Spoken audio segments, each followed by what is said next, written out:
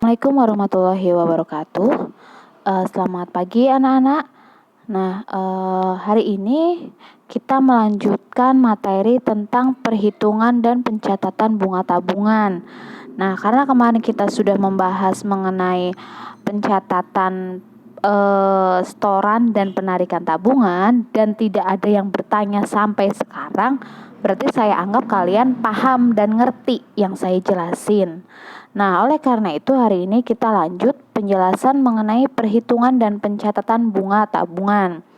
Seperti yang dilihat kemarin sudah ada laporan mutasi tabungan Dina ya, yang didapat hasilnya saldo akhir per bulan Juli adalah Rp5.500.000. Selanjutnya dalam menghitung bunga tabungan ada 3 metode ya. Yang pertama secara floating, yang kedua berdasarkan lamanya saldo mengendap dengan tingkat suku bunga yang tetap, dan yang ketiga adalah berdasarkan saldo terendah yang muncul.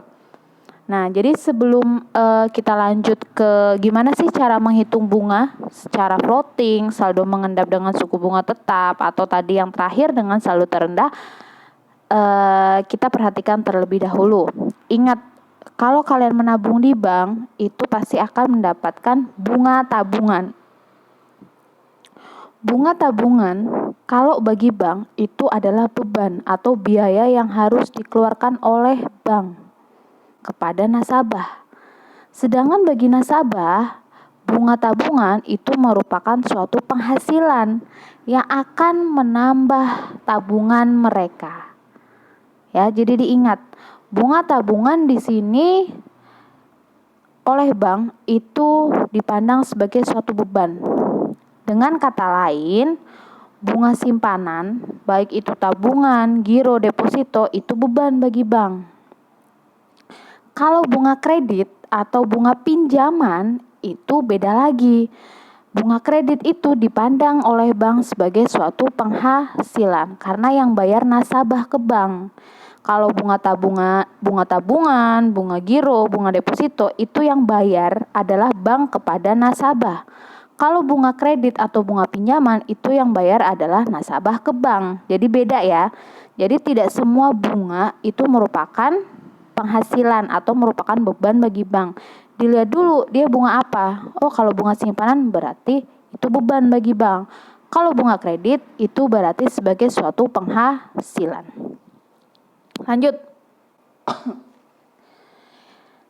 Langsung saja, yang pertama adalah bunga dihitung secara floating. Maksudnya floating di sini berdasarkan lamanya dana mengendap atau saldo itu tetap dengan suku bunga yang berubah-ubah.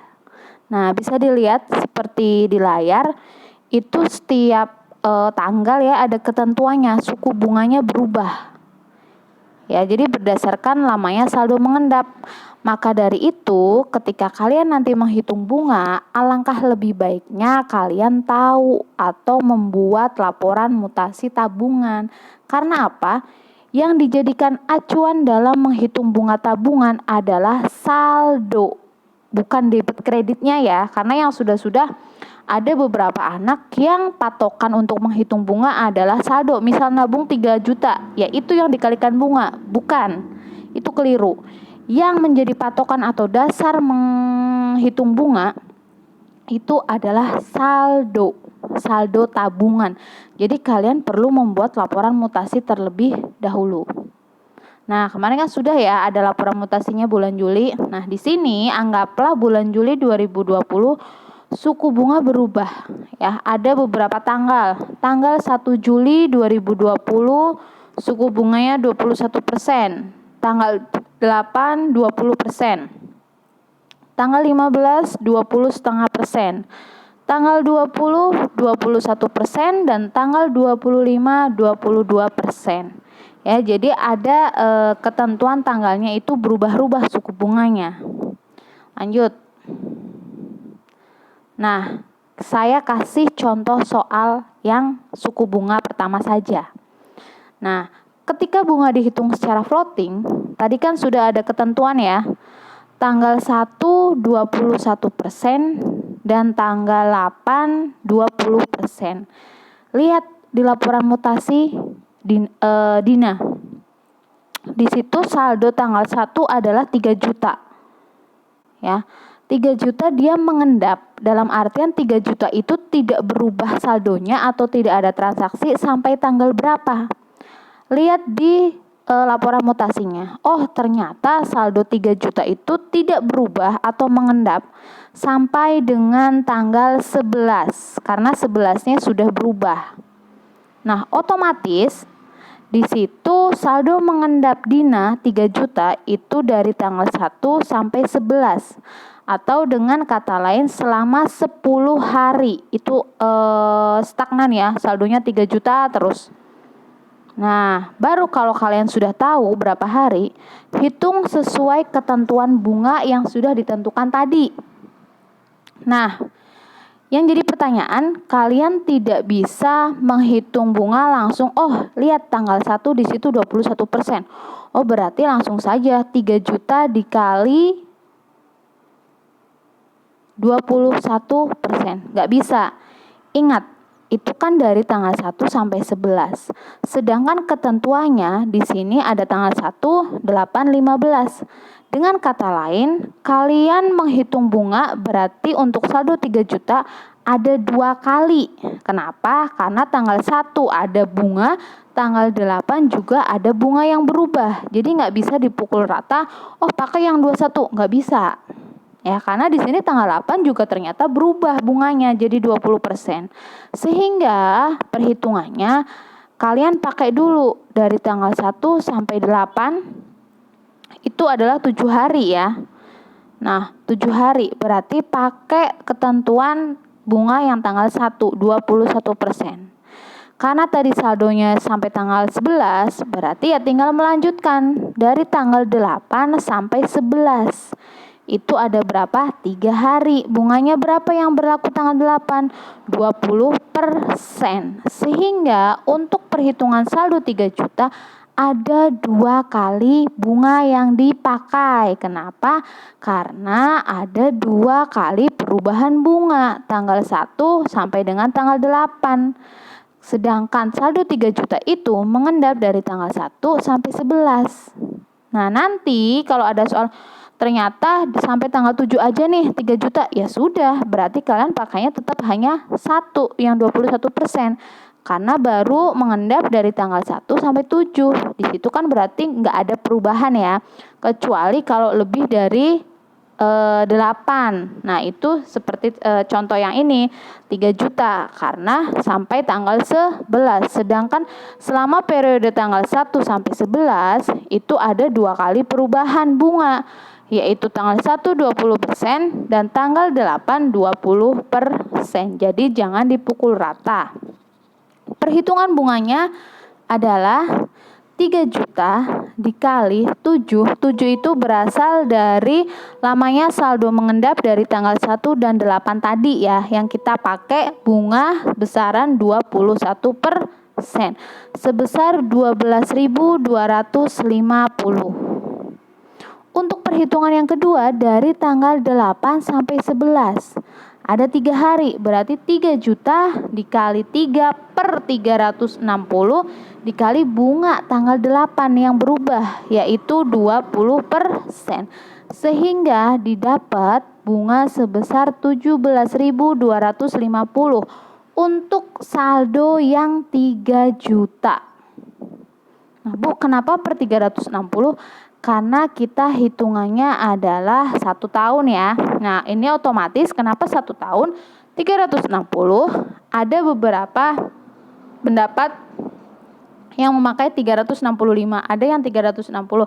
Nah, saya asumsinya udahlah genepin yang 360. Yang penting kalian tahu cara menghitung karena 1 tahun ada 360 hari. Nah, kenapa nggak per 12 aja, Bu? Nggak bisa, karena ini menghitungnya adalah harian.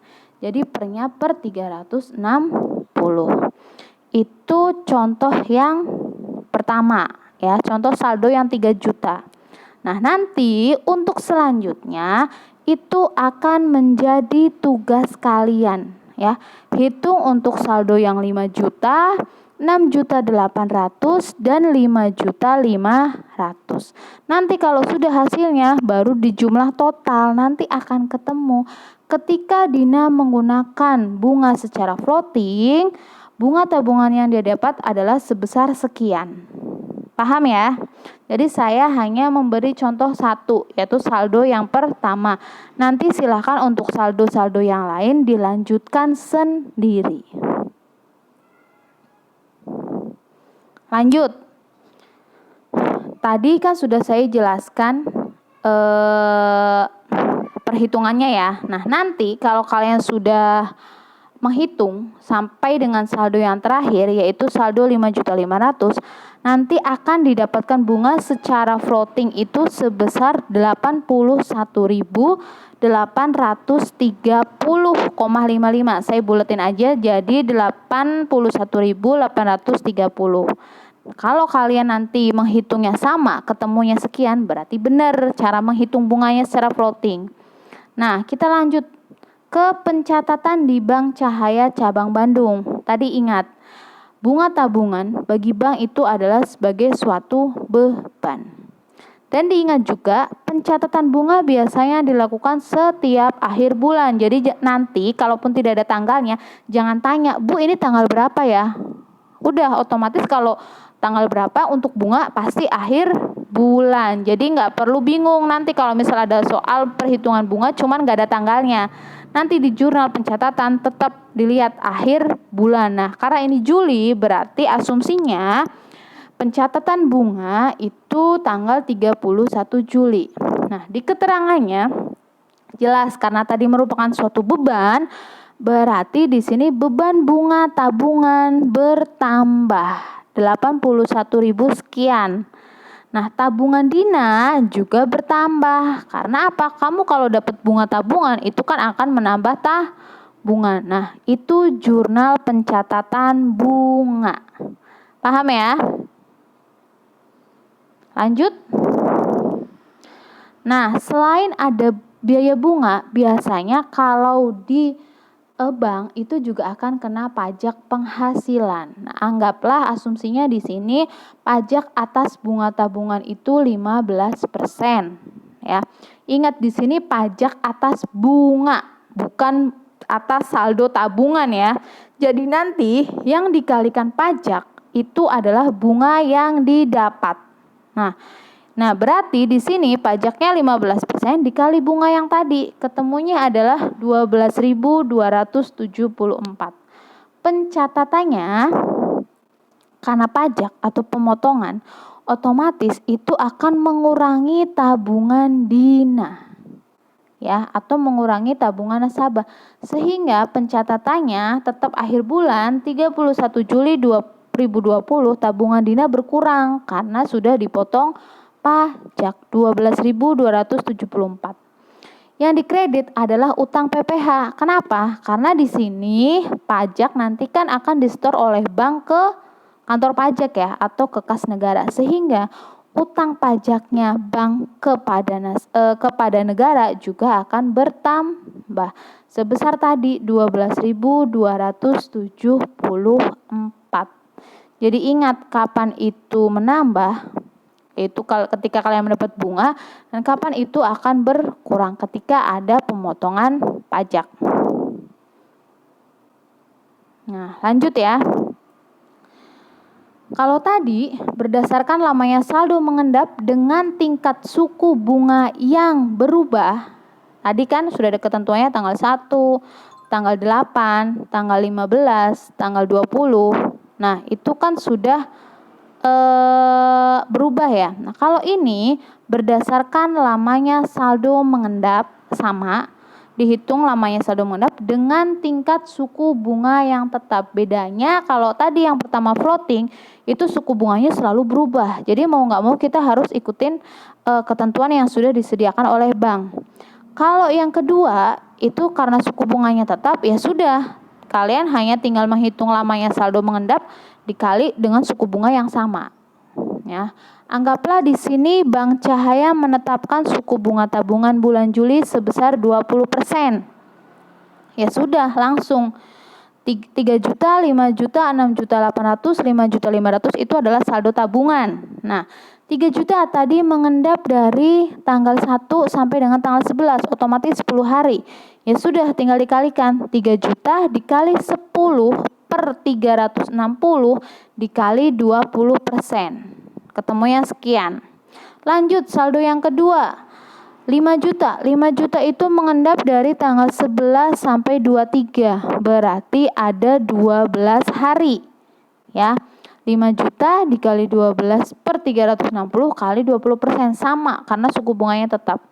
6 juta 800 mengendap dari tanggal 23 sampai tanggal 28. Berarti ada 5 hari. 6 juta 800 dikali 5 dibagi 360 dikali 20%.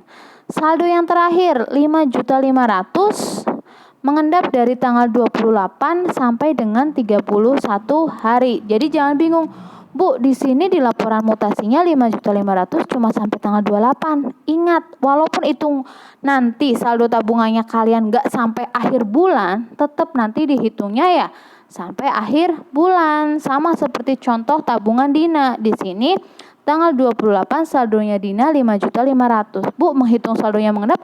Ya sudah, tinggal dihitung sampai tanggal akhir sendiri. 28 dikurangi 31.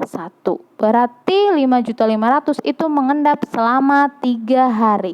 Jadi patokannya tetap akhir bulan. Walaupun nanti di laporan mutasinya nggak sampai akhir bulan, tapi kan tetap kita menghitungnya adalah bulan.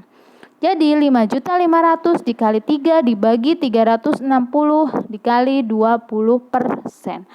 Akan ketemu bunga total itu adalah 78.055.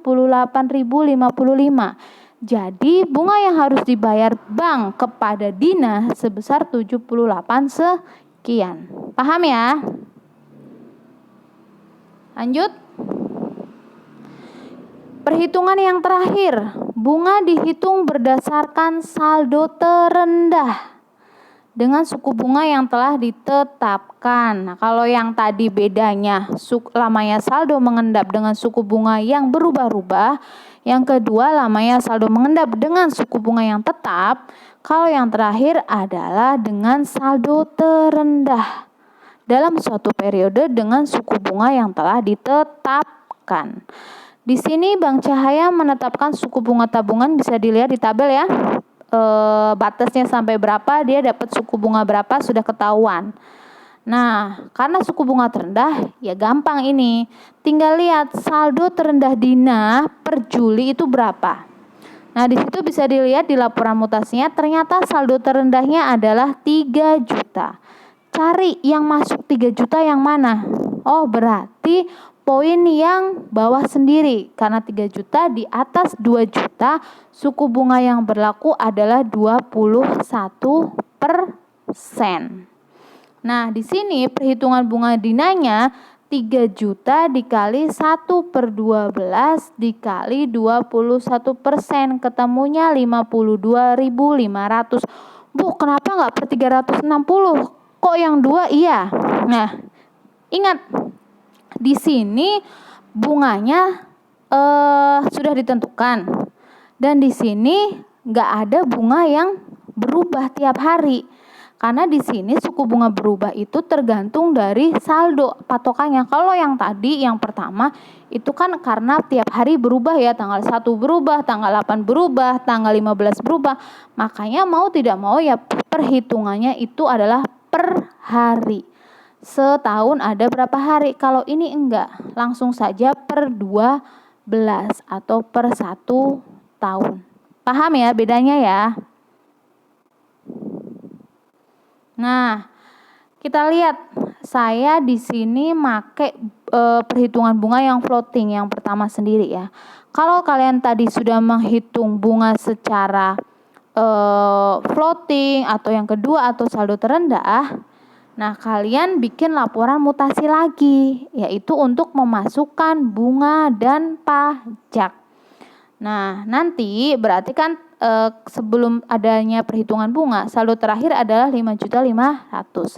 Kalian tambahkan baris di bawah saldo yang terakhir. Langsung ya, nggak bingung tanggalnya ya kalau bunga dan pajak ya, walaupun di situ nggak ada tulisan kapan itu dicatat. Ingat, yang namanya pencatatan bunga atau pajak biasanya adalah setiap akhir bulan. Tanggal 31 keterangannya adalah bunga. Nah, kalau kalian mendapat bunga, kan tadi adalah menambah saldo tabungan. Otomatis tempatkan di sisi kredit.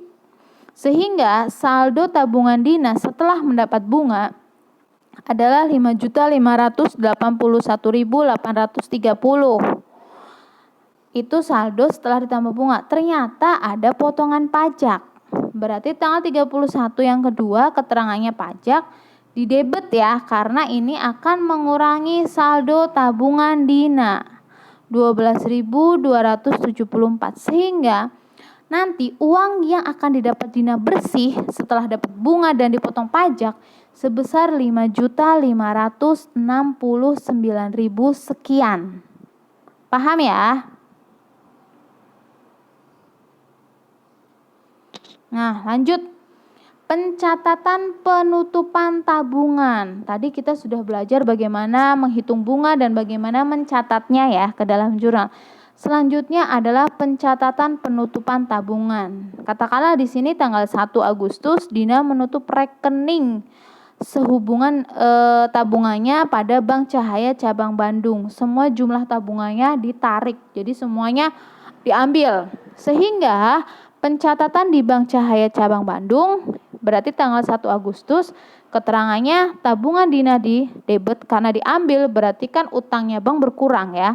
Sebesar Rp5.569.555. Kas bank itu juga berkurang karena diambil tabungannya oleh Dina sebesar Rp5.069.555.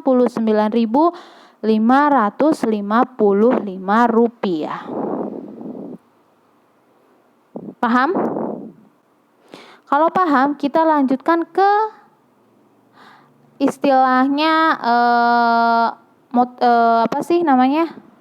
perkembangan atau modifikasi dari pencatatan tabungan. Nah, di sini ada pencatatan setoran dan penarikan tabungan antar cabang. Ingat, kalau kita menabung tidak harus di bank di mana kita buka rekening. Iya nggak? Misal saya punya tabungan di Bank BNI cabang Bekasi. Saya bisa dong, walaupun misal nggak harus di Bekasi saya nabungnya. Saya bisa dong nabung di Bank BNI cabang Bogor, cabang Bandung, cabang Jakarta. Yang penting adalah banknya sama. Nah, di sini nanti adalah penjelasan ketika kalian melakukan transaksi tidak di bank yang kalian buka rekening. Nah, namanya transaksi antar cabang. Nah, nanti ada yang namanya RAK. RAK itu singkatan dari rekening antar kantor cabang. Fungsinya RAK adalah rekening sementara untuk menjembatani antar cabang. Nanti rekening ini akan hilang sendirinya ketika sudah disampaikan. Nah, langsung saja ke contoh. Tanggal 10 Juli, Dina menyetor uang tunai pada Bank Cahaya Cabang Bogor sebesar 2.500.000 untuk keuntungan rekening tabungannya di Bank Cahaya Cabang Bandung. Nah, ingat, Dina adalah nasabah Bank Cahaya Cabang Bandung. Nah, dia tapi nabung di Bank Cahaya Cabang Bogor. Boleh kan? Boleh, sangat boleh. Nah, otomatis nanti akan terjadi utang piutang antara Bogor dengan Bandung. Fungsinya itu nanti rekening antar kantor cabang. Lihat pencatatannya seperti apa. Nah, transaksi ini melibatkan dua cabang tadi ya. Ada cabang Bogor dan cabang Bandung.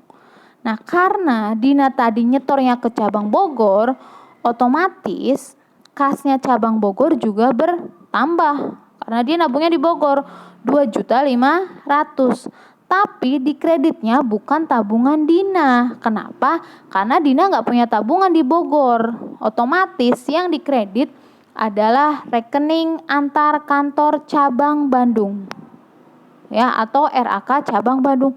Bu, berarti kalau misal nanti dia bukan di Bandung, ya nanti disesuaikan. Kalau di Jakarta ya RAK cabang Jakarta. Misal kalau di Jogja RAK cabang Jogja. Nanti tergantung cabangnya mana ya. Sebesar 2.500.000. Nah, lanjut. Itu tadi pencatatan di cabang Bogor. Gimana Bu pencatatannya di cabang Bandung? Kita lihat. Ya sudah, karena Bandung juga Bogor juga sudah mencatat, kita masuk ke cabang Bandung. Yang didebet adalah RAK cabang Bogor karena dia dapat kiriman dari Bogor nih 2.500.000. Nah, di sini barulah tabungan Dina dicatat bertambah karena Dina nasabah Bank Cahaya cabang Bandung sebesar 2.500.000. Kalau kalian cermati, antara rekening cabang Bandung dengan RAK cabang Bogor itu bisa dihilangkan. Iya enggak? Karena RAK cabang Bandung dikredit, RAK cabang Bogor didebet dengan jumlah yang sama. Otomatis nanti kalau sudah disampaikan ke cabang Bandung, RAK cabang Bandung dan Bogor itu sudah enggak ada. Ya, sudah nihil atau sudah nol atau sudah hilang. Tadi fungsinya apa? Saya jelaskan yang pertama, RAK itu hanya sebagai jembatan antar cabang. Nanti kalau sudah sampai ditransferkan ke Bandung, ya rekening RAK itu selanjutnya akan hilang. Kalau hilang, otomatis kan nanti akan sama saja hasilnya. Kas pada tabungan Dina sebesar Rp2.500.000. Paham ya? Lanjut. Pencatatan penarikan tabungan antar cabang. Kalau tadi nabung, sekarang penarikan. Katakanlah tanggal 20 Juli Dina menarik tabungannya di Bank Cahaya cabang Bogor. 1 juta. Nah, dia narik nih, berarti yang berkurang kasnya pasti di Bogor karena dia nariknya di Bogor. Nah, RAK cabang Bandungnya didebet sebesar 1 juta. Sama tadi istilahnya tekniknya ya. Kita lihat di Bandung, ya tinggal berkurang tabungan Dinanya sebesar 1 juta.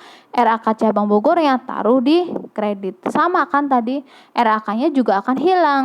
Otomatis nanti kalau RAK hilang, hanya akan tersisa tabungan Dina debit 1 juta dan kas kredit 1 juta. Nah, jadi fungsinya diingat ya, RAK itu hanya rekening sementara untuk menjembatani utang piutang antar cabang. Itu fungsinya ketika nanti ada transfer uang atau narik uang atau nabung dari cabang yang berbeda. Lanjut. Ya. Nah, itu tadi mengenai akuntansi tabungan ya. Karena dari kemarin kalian gak ada yang bertanya atau japri ke saya, berarti saya anggap kalian ngerti. Nanti untuk materi selanjutnya berarti saya akan perbanyak latihan soal mengenai akuntansi tabungan agar kalian paham. Nanti seperti biasa kalau misal kalian gak ngerti, bisa japri ke saya atau diskusi di kelas agar teman-temannya ngerti. Paham ya? Untuk hari ini cukup sampai di sini materinya. Ada kurang lebihnya saya mohon maaf. Wassalamualaikum warahmatullahi wabarakatuh.